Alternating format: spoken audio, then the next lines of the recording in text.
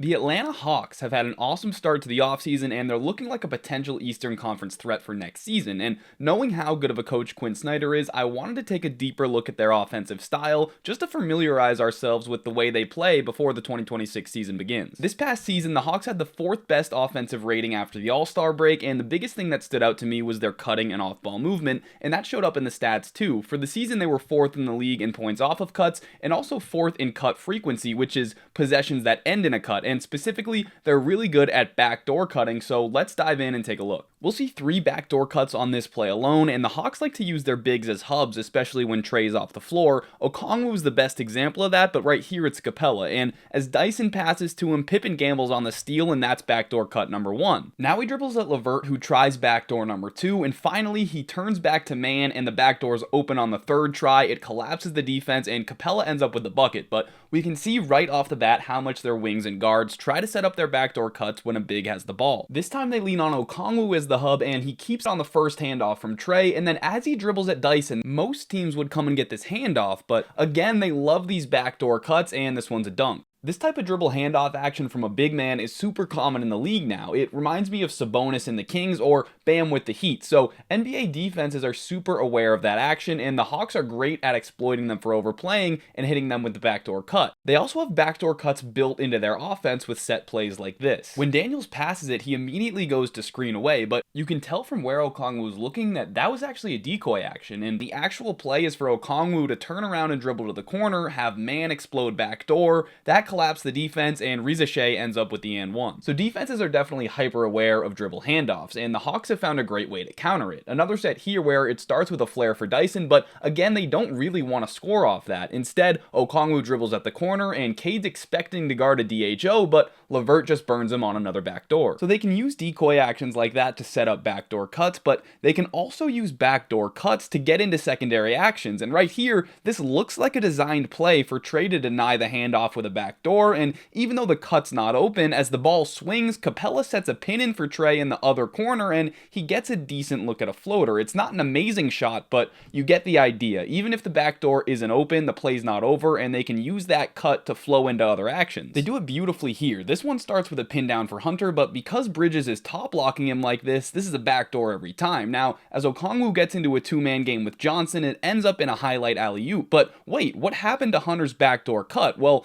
Bogdanovich saw the pick and roll happening up top and set a pin down for Hunter as he cut through, and one of these two defenders, Bridges or Payne, needed to tag Okongwu's roll, but since they were caught up worrying about the pin down, nobody helped, and it's an easy 2. I'll show that play full speed and just watch Hunter the whole time. That backdoor cut ended up being the thing that distracted the help. You might have noticed throughout these clips that Onyeka Okongwu is the hub of the offense a lot, and I like how the Hawks use Okongwu, who's a really skilled player at his size. They give him a ton of freedom and trust. This set here gives him 2 options. He starts off looking at the pin down on the right side of the floor, but he doesn't like it, so he dribbles left, and immediately the Hawks flow into a pin down into a handoff. This action's called zoom, and it gets Riza Shea downhill, and even though the Pacers scramble well here, I like the multiple options in that set. It's a really similar concept here. The Hawks on Onyeka's side are ready to go with that zoom action that we saw last time, but again, Okongwu can go either way. He chooses to dribble at Dyson here. It's a classic overplay by McConnell expecting that handoff, and Dyson and Okongwu have amazing chemistry on these. Aside from their backdoor cuts, they also do a great job of filling open space, especially during pick and rolls. On this one, Moses Moody gets briefly distracted by Okongwu's roll, so Krejci, who Moody's guarding, moves into the open space where the pick and roll started.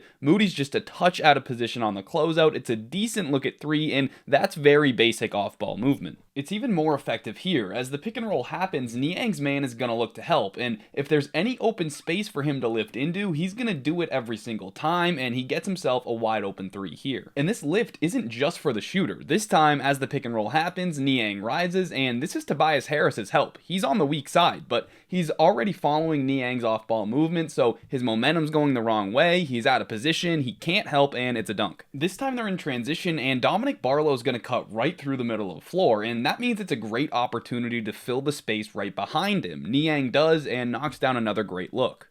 Two concepts come together here because first we see a cut which leaves open space which needs to be filled, and also we know the Hawks emphasize lifting during pick and rolls so that there's more space between the shooter and the helper. Riza Shea lifts here, gets a decent look even though it's an ugly miss. Here's one more nice rise by Niang to beat the help, and before we get out of here I want to talk about an action called Blind Pig, which certainly isn't unique to the Hawks, but they did run it a few times in the 5 games I watched for this video. The basic concept of the play is to throw the ball to a big man around the elbows or wings and have a guard ready to sprint downhill for a handoff. Trey draws the foul here. This play is especially helpful when a star player is being aggressively denied the ball or double teamed, and here you can see Jalen Wells fully denying Trey from coming to the ball. So the Hawks inbounded to Capella and Trey sprints for the handoff. Now this one's a little unorthodox because the handoff very rarely looks like this, but it has the same impact and Capella scores. Anyways, before this deep dive, I honestly didn't know how much off-ball movement and specifically backdoor cuts were an emphasis for Atlanta. I've never seen a team backdoor cut as many times as I saw the Hawks throughout those 5 games that I watched, because when you think Hawks, you usually think Trae Young spread pick and roll, and